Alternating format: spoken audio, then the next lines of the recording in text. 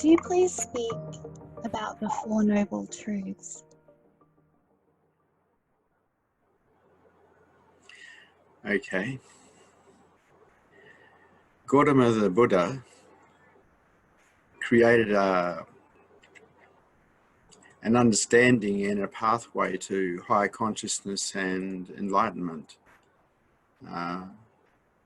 He described this in the Four Noble Truths and an Eightfold Path. And the Four Noble Truths are relatively simple. The first one is that life is what he called dukkha, or dissatisfying. And he was talking about life in general.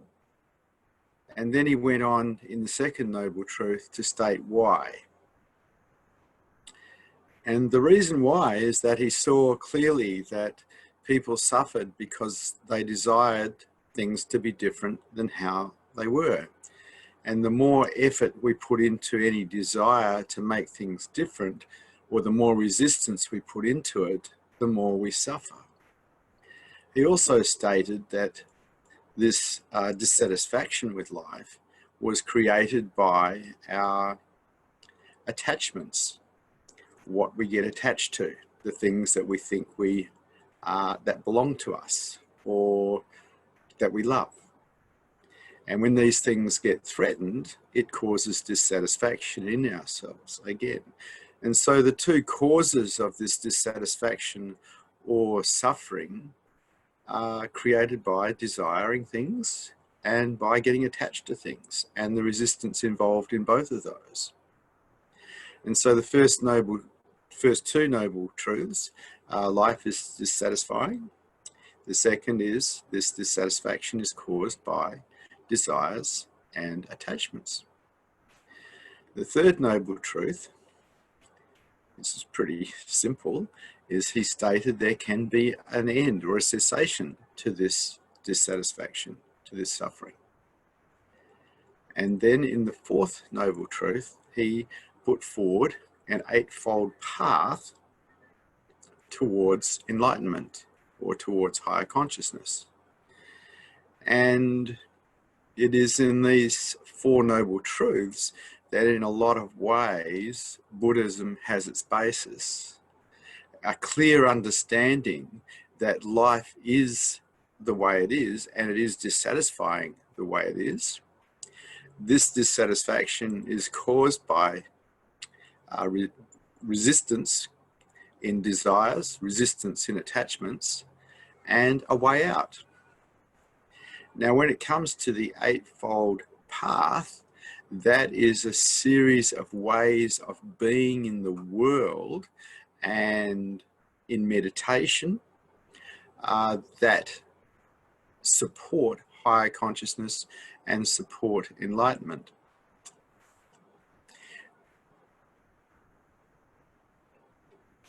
This is a wonderful adventure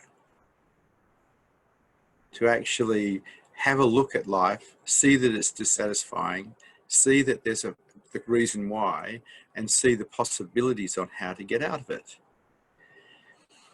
Now, from my perspective, the way that we get out of suffering is by accepting life as it is.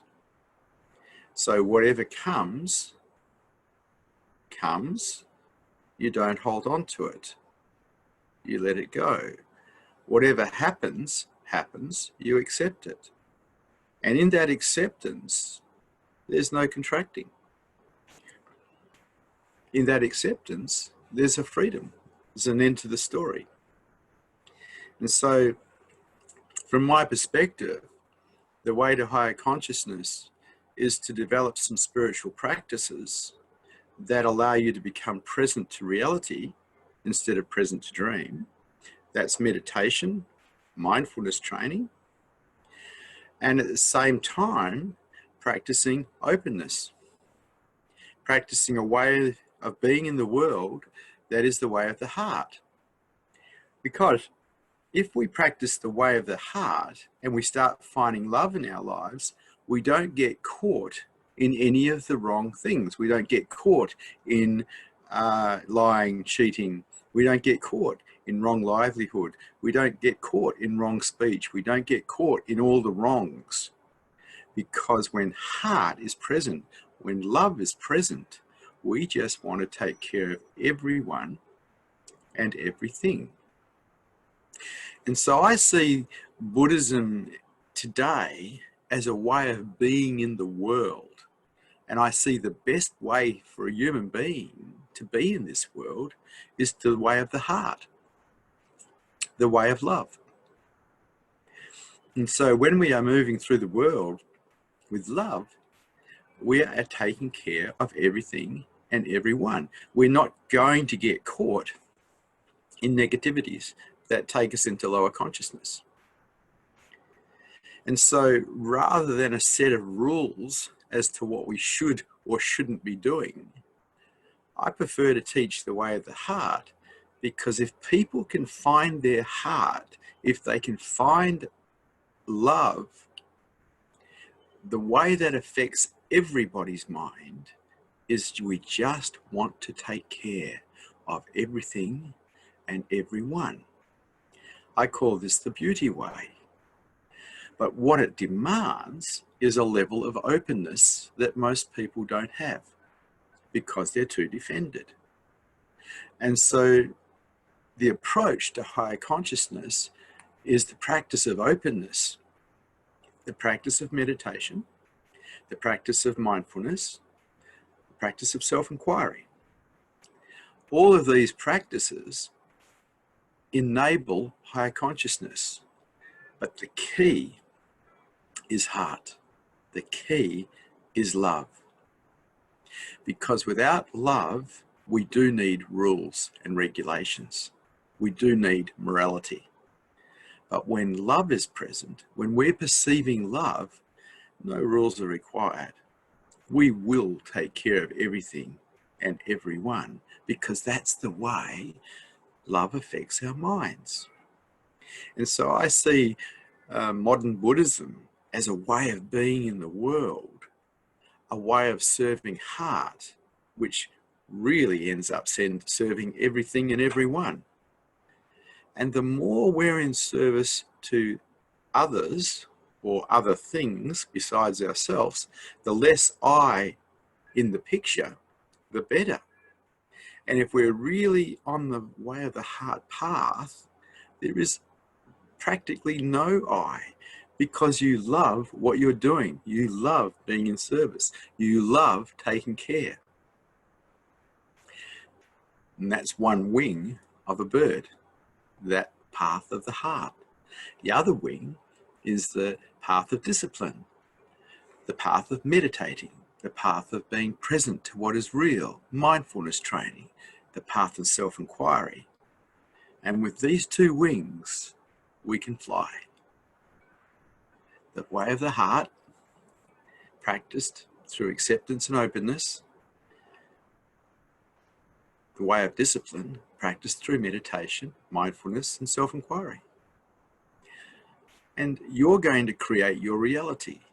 And so it's not going to happen because you listen to a lecture or you get an insight. It's going to happen because of what you practice. The way of the heart takes practice until it becomes your default pattern. But once it becomes your default pattern, your life is quite beautiful, because you're no longer serving you. You're serving something else. And ultimately, the mind ends up serving not just heart, but beingness. It gives its life to truth. It gives its life to the vast nothingness, emptiness that we are.